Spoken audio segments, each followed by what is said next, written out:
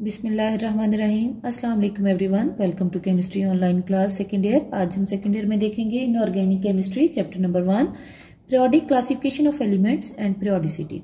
और हमारा जो टॉपिक है वो है जी आयनिक रेडियस। आयनिक रेडियस को जानने से पहले सबसे पहले हम देखेंगे कि आयन्स क्या होते हैं।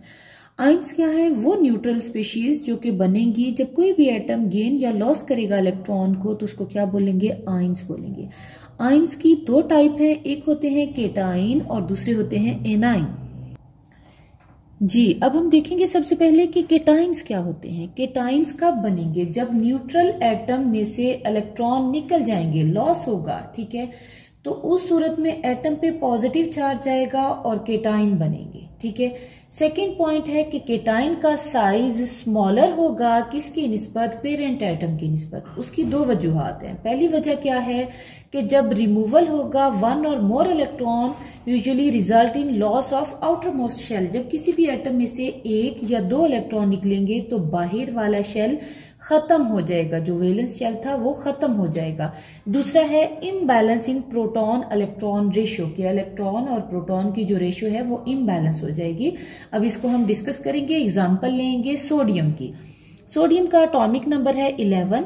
अगर कन्फिगरेशन देखें तो पहले शेल में 2 इलेक्ट्रॉन है, दूसरे में 8 है और तीसरे में क्या है? 1 इलेक्ट्रॉन है। अब जब इस सोडियम में से 1 इलेक्ट्रॉन निकलेगा तो इस पे क्या चार्ज आ जाएगा? +1 प्लस हम क्या लिखेंगे? 1 इलेक्ट्रॉन निकल गया, ठीक है।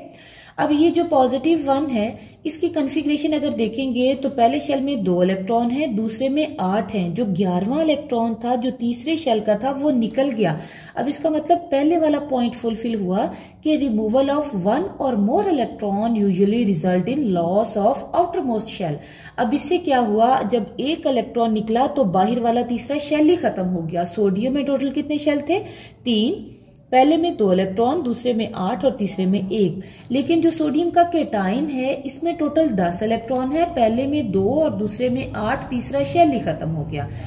दूसरा पॉइंट हमने कहा कि इम्बैलेंस आ जाता है किसमें? प्रोटॉन और इलेक्ट्रॉन की रेशियो के अंदर। अगर हम देखें, आपको पता है ये जो 11 एटॉमिक नंबर है ये किसको शो करता है? इलेक्ट्रॉन या प्रोटॉन की तादाद को, ठीक है।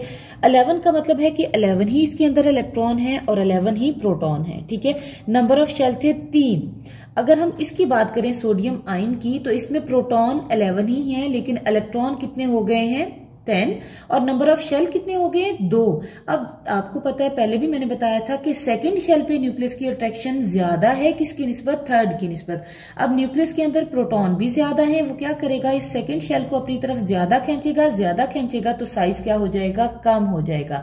इसका मतलब क्या हुआ? अगर हम देखें सोडियम का साइज, तो सोडियम का साइज है 157 पिकोमीटर, लेकिन जो केटाइन है सोडियम आयन है उसका साइज है 95 पिकोमीटर। इसका मतलब क्या हुआ कि केटाइन का साइज हमेशा कम होता है किसकी निस्बत? अपने पेरेंट एटम की निस्बत। जी इसके बाद बाकी की इसकी जो प्रॉपर्टी है वो हम बाद में डिस्कस करते हैं। पहले हम देख लेते हैं एनाइन क्या होता है। एनाइन जी, when neutral atom gain 1 or more electron they get negative charge and form anion. जब न्यूट्रल एटम एक या एक से ज्यादा इलेक्ट्रॉन गेन करेंगे तो उनपे क्या आ जाएगा? नेगेटिव चार्ज, और क्या बनेगा? एनाइन बनेगा। Anions are larger in size than the parent atom. Anion का साइज अपने पेरेंट एटम की निस्बत बड़ा होता है। इसकी वजह क्या है? ये पहली वजह क्या है कि 1 more electron result in greater repulsion and enhance size, ठीक है। जब 1 इलेक्ट्रॉन एक्स्ट्रा ऐड हो जाएगा तो इलेक्ट्रॉन पे भी नेगेटिव चार्ज है, जो ऑलरेडी वैलेंस शेल में इलेक्ट्रॉन थे उन पे भी नेगेटिव चार्ज है। अब उनमें क्या होगा? रिपल्जन होगी। रिपल्जन होगी तो ऑटोमेटिकली साइज बढ़ जाएगा। सेकंड वही वाला पॉइंट सेम होगा। इम्बैलेंस होगा किसमें? प्रोटॉन और इलेक्ट्रॉन रेशियो में। एग्जाम्पल है जी फ्लोरीन, एटॉमिक नंबर है 9। पहले शेल में है 2 इलेक्ट्रॉन और दूसरे शेल में कितने हैं? 7 हैं। ये हम न्यूक्लियस कंसीडर करेंगे। ये पहला शेल, ये दूसरा। पहले में है जी 2 इलेक्ट्रॉन और दूसरे शेल में कितने हैं? 7। 3, 4, 5, 6 और ये हो गया 7। 1 इलेक्ट्रॉन इसने गेन किया। गेन करके ये किस में कन्वर्ट हो गया? फ्लोराइड आयन के अंदर। ये पहला शेल, अब ये हो गया दूसरा। पहले में है 2 इलेक्ट्रॉन, दूसरे में हो जाएंगे 8, 5, 6, 7 और ये हो गया 8, ठीक है।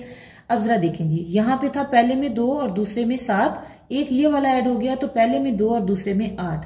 अब देखें इलेक्ट्रॉन 9, प्रोटॉन 9, लेकिन अगर फ्लोराइड की बात करें इलेक्ट्रॉन 10 और प्रोटॉन कितने हैं 9 है, इम्बैलेंस हो गया। अब ज्यादा कौन सा है, नेगेटिव चार्ज, एक तो नेगेटिव की आपस में रिपल्जन ज्यादा हो गई, दूसरा प्रोटॉन का नंबर कम हो गया। ये दोनों फैक्टर मिलके क्या कर देंगे, इसके साइज को बढ़ा देंगे। अब फ्लोरीन का साइज है 72 पिकोमीटर, जबकि जो फ्लोराइड आयन है इसका साइज है 136 पिकोमीटर, मतलब बहुत ज्यादा हुआ। ज्यादा होने की वजह क्या है, एक तो इम्बैलेंस आ गया किसके बीच में, इलेक्ट्रॉन और प्रोटॉन के बीच में, दूसरा इलेक्ट्रॉन ज्यादा है। यहाँ पे देखें पहले ही 7 इलेक्ट्रॉन थे, जब 8वां ऐड हुआ तो नेगेटिव ने नेगेटिव को रिपेल किया, न्यूक्लियस का होल्ड इस वैलेंस शेल पे कम हो गया तो साइज ऑटोमेटिकली क्या कर जाएंगे, इंक्रीज कर जाएंगे। जी नेक्स्ट हम देखेंगे कि इनका ट्रेंड क्या है, पीरियोडिक टेबल में किस तरह से ये इंक्रीज होंगे। केटाइन जो हैं अगर हम देखें तो इनका साइज डिक्रीज करेगा फ्रॉम लेफ्ट टू राइट, मतलब पीरियड में ये डिक्रीज करेंगे और ग्रुप के अंदर इंक्रीज करेगा साइज, ठीक है। इसी तरह से एनाइन जो है पीरियड में डिक्रीज करेंगे और ग्रुप में ये डाउनवर्ड द डायरेक्शन क्या करेगा, इनका साइज इंक्रीज करेगा। नेक्स्ट हमने देखनी है आइसो इलेक्ट्रॉनिक स्पीशी। जी नेक्स्ट हमारा है जी आइसो इलेक्ट्रॉनिक स्पीशी कौन सी है। आइसो का मतलब है same, electronic mean electron, same electron. अब सेम इलेक्ट्रॉन का मतलब क्या है, the species having same number of electron या सेम अरेंजमेंट ऑफ इलेक्ट्रॉन, ठीक है, उसको क्या बोलेंगे, आइसो इलेक्ट्रॉनिक स्पीशीज बोलेंगे। ये केटाइनिक भी हो सकती हैं, एनाइनिक भी हो सकती हैं। जिस तरह अगर आप सेकेंड पीरियड में देखो, ये है जी नाइट्रोजन, ऑक्सीजन, फ्लोरीन और नियॉन, ठीक है। अब जरा देखें 7, 8, 9 और 10, इनमें इलेक्ट्रॉन बराबर नहीं है, ये आइसो इलेक्ट्रॉनिक स्पीशी नहीं है। लेकिन अगर ये नाइट्रोजन 3 इलेक्ट्रॉन ले ले, N-3, अब इसमें इलेक्ट्रॉन कितने हैं टोटल 7, ये एटॉमिक नंबर वाले, और -3 जो इसने लिए हैं, टोटल हो गए 10।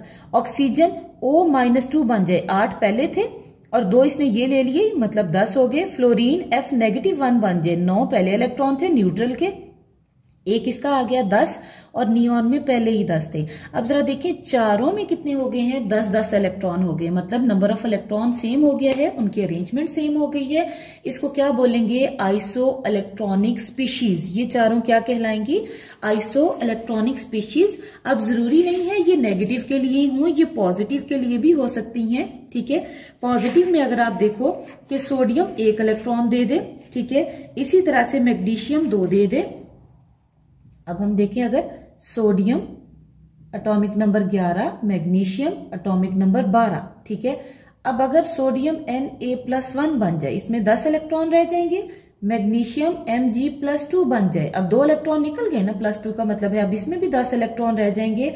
अब ये दोनों भी आइसो इलेक्ट्रॉनिक और इनके साथ भी आइसो इलेक्ट्रॉनिक, क्योंकि यहाँ पे भी 10-10 इलेक्ट्रॉन है, यहाँ पे भी 10-10 इलेक्ट्रॉन है। तो इसका मतलब क्या हुआ, ये किसकी एग्जाम्पल आ जाएगी, केटाइनिक आइसो इलेक्ट्रॉनिक स्पीशी की एग्जाम्पल आ जाएगी कि आइसो इलेक्ट्रॉनिक स्पीशी जो है वो केटाइनिक भी हो सकती हैं और एनाइनिक भी हो सकती हैं। इसी के साथ हमारा आज का लेक्चर खत्म हुआ। लेक्चर अच्छा लगा हो इसे लाइक जरूर कीजिएगा। अल्लाह हाफिज।